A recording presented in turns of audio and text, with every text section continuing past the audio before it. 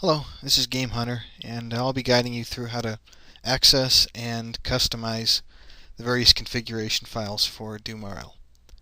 Um, in the tutorials, you might have noticed that I have some setup that's a little different from how you normally play, so I'll be going through that here as well as how to just do it yourself. First thing you want to do is find your DoomRL folder, wherever that happens to be.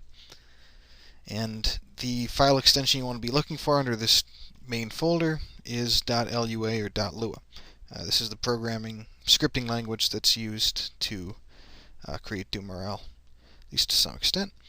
The main .lua file you want to start with is config.lua. This is the main initialization file, and it references all the other ones. So this is the most important one not to screw up at the very least. You'll find gameplay changes and just kind of miscellaneous features here. Some of the important ones are changing around game music and sound if you want them to be on or off, as well as the volume that they'll be at.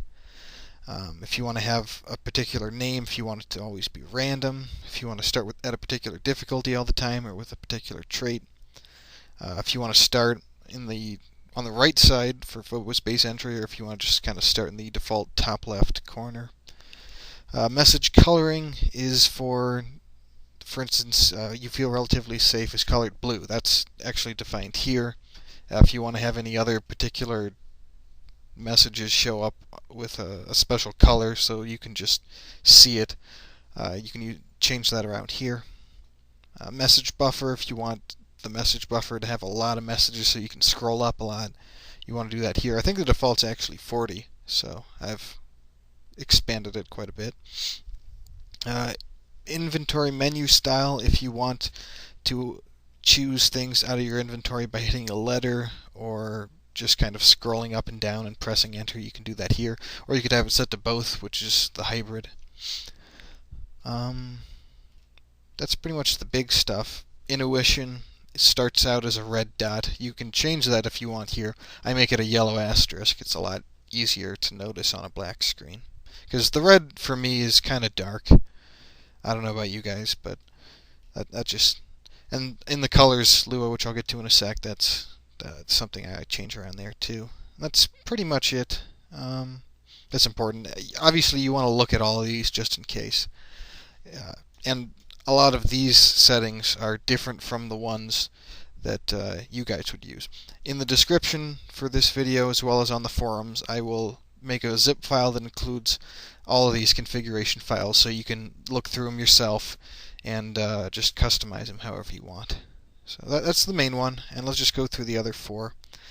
Colors.lua is where you customize any colorings in the game. Obviously there's a lot of colors in DoomRL, and if you want to make them different, you do so here. There are a bunch of examples that I include with each individual color. That way you don't have to go referencing based on some Google image or based on what you remember. If you want to know that assemble equipment is actually light cyan instead of just normal cyan, which is what the plasma rifle is, that's what these examples are for. Water, acid, and lava have their own unique binding to them, so if you wanted to actually color the floor like water for God knows what reason, feel free to do that. So, if you want to set a background color, these are actually all default to black in DoomRL. But if you wanted to take the space surrounding, say the @ symbol for the player, and make it like green, I don't know why, but if you just want to make it like that, you can add this little subroutine to colors.lua and then reference it by typing in, what would it be? It would be just typing in color, and then a number, and then another number. And so this would, well, not 16, sorry. This would be a white or a black symbol with a yellow background, for instance. So just that's how you do that. Yeah, and the only ones I change around, I don't do any major changes really. I change around things that appear outside of my vision. I give them a little bit of color. Normally everything's just kind of gray. I just do this to make backtracking easier, and if I see something on the computer map that if I'm worried about a lava bridge, I can see this without having to actually go there. I also change around a lot of the red colorings because there's so much red in the game, and it's most significantly seen for blood and for bloodstone and for things like that. So I change around the chain gun and the captain to make it light red, make the demons and the barons pink, which is called light magenta, and I make the cyber demon brown. Although that's not as huge of an issue, but that's a little more faithful of a color in my opinion. The commando's colored cyan because the plasma rifle's cyan, and blue just seems uncharacteristic to that extent. So yeah, moving on, we have the sound.lua file. And this one got a big facelift because I wanted to organize all of the sounds into their own individual folders. Normally they're all in this folder called Wave, and it's just bunched up together. I made an individual folder for each single object that produces sound in the game, or at least is referenced in here. And if you want to actually look through that, I'll be including that with the config files so that this thing won't be completely useless. Yeah, there's really nothing else to note other than I have exotics and uniques labeled out here. So if you want to include them, you can do so, and the ID is here. And you can pretty much just copy paste. For instance, if you're using a weapon, you can copy paste from this area, which mostly you have fire, pickup, and reload for guns. Sometimes you have other stuff like explode or pump or something. And then the creatures, I have all of the bosses commented out because the bosses don't have bindings officially in this version. But you can always change that if you want to, just by removing the comments here, like so. You know, you can re-include them however you want. The Shambler and the Lava Elemental sounds that you would use if you uncommented these aren't from the original game. They're actually courtesy of a Formite named Malik Deniath. So definitely just, give him props if you really like the sounds. So.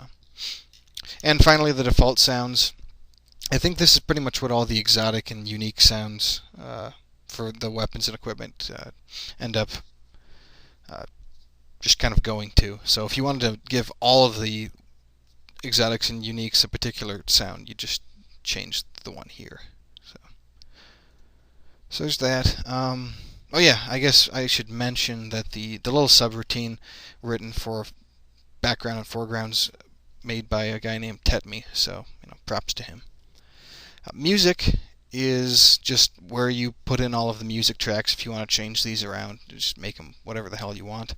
The only thing I make significant comments to is that all the special levels aren't really organized particularly well, so I just give labels to all of them here.